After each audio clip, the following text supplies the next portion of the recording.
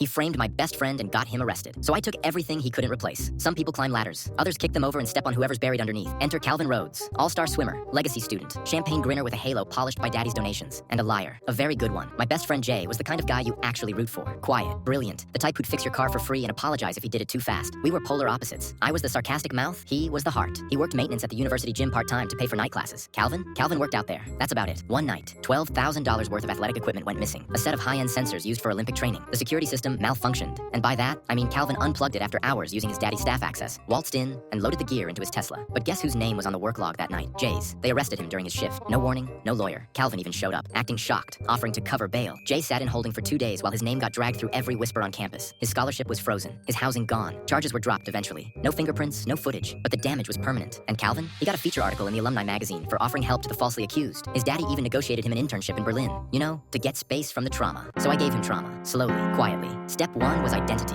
Calvin was obsessed with his digital image. Every selfie edited, every caption dripping with curated humanity. So I started small, creating burner accounts that commented on every post of his with insider jokes only he would recognize. Nothing public enough to prove, just unsettling. Then I mailed him a printed photo of himself, from behind, inside his apartment. I hadn't been inside, but with a little Photoshop, a zoom lens, and an unlocked LinkedIn profile that gave me his window view, I got close enough to make him doubt his locks. He moved apartments within the week. Next came his internship. Using a throwaway email and enough insider lingo to sound like a colleague, I reported his plagiarized thesis to the program directors, attaching an anonymous blog post that I wrote, citing verbatim Calvin's past essays, compared side by side with obscure academic papers. They didn't respond, but he never made it to Berlin. Instead, Calvin came back home, confused and unraveling. I made sure he had fans waiting. Jay, meanwhile, was rebuilding, working night shifts at an auto shop, living above a laundromat, still carrying the weight of being that guy who got arrested. He didn't know what I was doing. I wanted him to stay clean. Calvin got paranoid, deleted all his socials, but I wasn't done. He loved his car. That smug electric spaceship was his whole personality. So I didn't key it. That would have been obvious. Instead, I printed high-quality fake parking tickets. I left one every few days, each from a different district. Then I filed several real complaints using burner phones saying he was using government-licensed tracking equipment in his car,